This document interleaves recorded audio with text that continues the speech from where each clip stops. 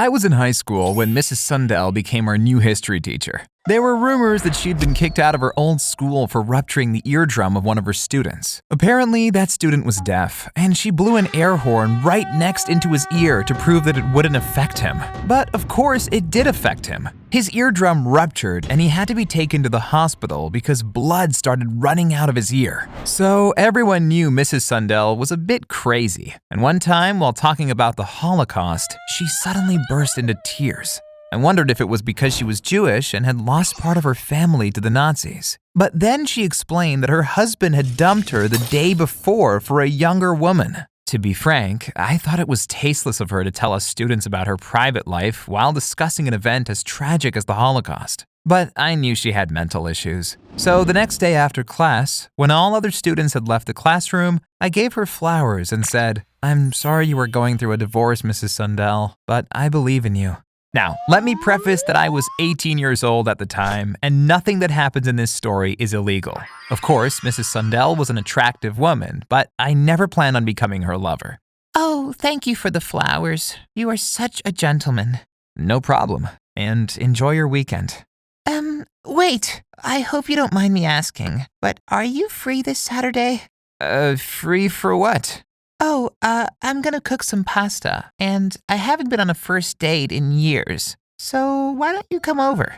Of course, I accepted the offer. Mrs. Sundell was gorgeous after all, but in hindsight, I realized that Mrs. Sundell was also mentally unstable, and that maybe I was taking advantage of her recent breakup. I mean, the first time I visited her home, she immediately introduced me to her 8-year-old daughter and said, "Hey, look who your mom is dating now. He's one of my students and super cute." "Much cuter than your useless dad." Mrs. Sundell's daughter looked disturbed. She was extremely underweight, had dark circles under her eyes, and avoided eye contact. Meanwhile, Mrs. Sundell pulled me on the couch and started making out with me. It felt super awkward because her daughter sat less than a meter away from us, but she knew what to do and left the room so we could be alone. Then, at dinner, Mrs. Sundell told me about her husband. "He is crazy. One time my phone battery died and he couldn't reach me for 3 hours. So he called the police and told them I was missing. Also, he's been stalking me ever since we broke up." "Stalking you?" "Yeah, he always parks somewhere near my house and watches where I go and who visits me." "So he might have seen me come into your house today?" "He probably did. And I warn you, he is violent." She said that with a big smirk on her face, as if she wanted her husband to find out about me and beat me up. I asked, "Has your husband ever been violent?" "Of course. Just recently, he locked me into the trunk of his car for a whole weekend, just because I told him that I was cheating on him with our neighbor." Oh God, what had I gotten myself into? I looked over to Mrs. Sundell's daughter and asked, "Do you like your dad?" "No, I hate him, and he's only my stepdad." And has he ever treated you badly in any way?"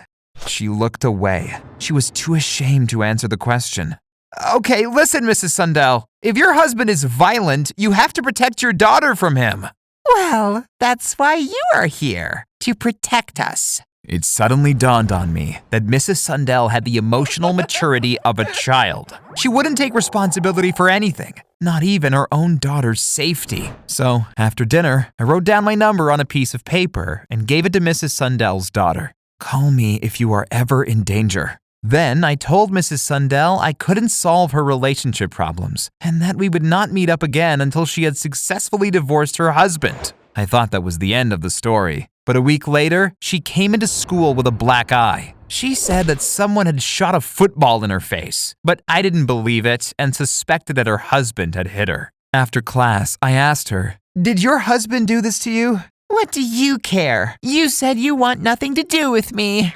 Oh God, she was so immature. I should have stayed away from her as far as I could, but I wanted to make sure her daughter was safe from her stepdad. So I told her I would spend the night at her place to protect them. I was sleeping in her bed when in the middle of the night, someone knocked on the front door. "Oh no, it's my husband. If he finds out you are here, he will kill you for sure." I was afraid, but also determined. I picked up a lamp, followed Mrs. Sundell to the entry door, and said, Don't let him inside, and if he tries to hurt you, I will knock him out with a lamp, okay? Yeah, that's a great plan. But Mrs. Sundell opened the door, and her husband's first question was, "Why do you have a black eye? Did someone hurt you?"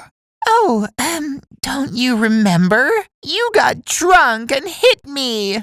What are you talking about? I've been sober for 6 months. And anyway, why did you send me an SMS 20 minutes ago telling me to immediately come over?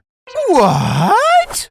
I didn't send you a message. And you can't come into my house right now because I have a visitor. Oh my God. Did Mrs. Sundell just tell her husband that I was here? Did she want him to kill me?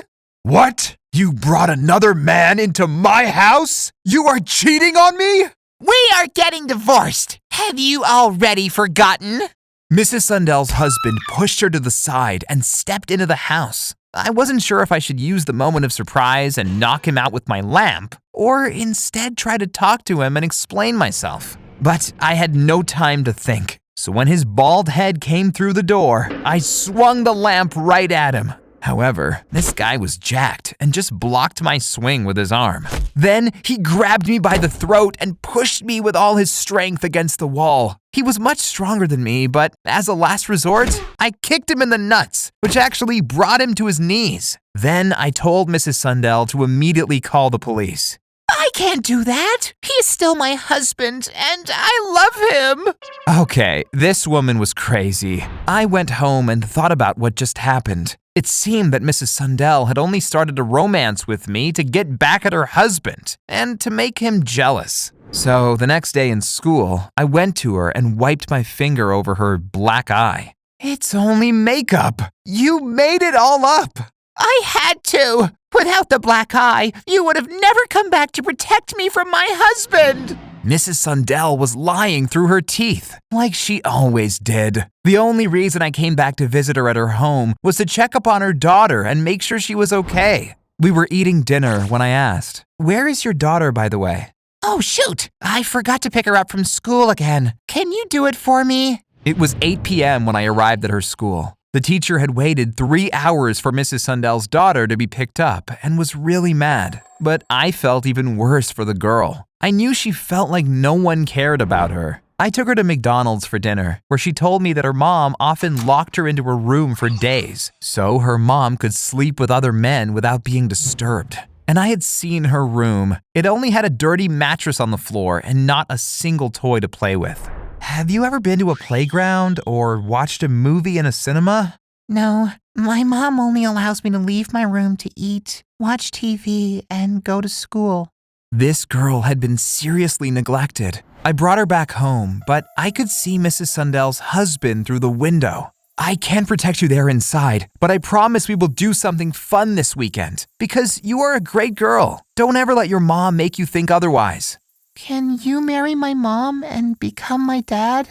I told her that wasn't possible. However, for the next 7 years, I've picked her up every weekend to do something fun, like taking her to the playground or just asking her how she was doing.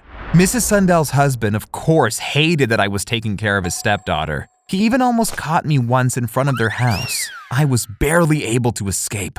The reason he couldn't completely forbid me from seeing his stepdaughter was that I had once threatened to contact the police and Child Protective Services on him.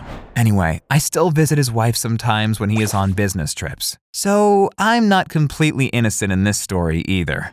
Meanwhile, the little girl is a teenager now, and she is doing okay. She has been diagnosed with ADHD and is failing most of her classes, probably because her mom neglected her so badly. However, I've helped her find a therapist so she can work through her childhood trauma, and I hope she will live a normal life when she moves out of her mom's home.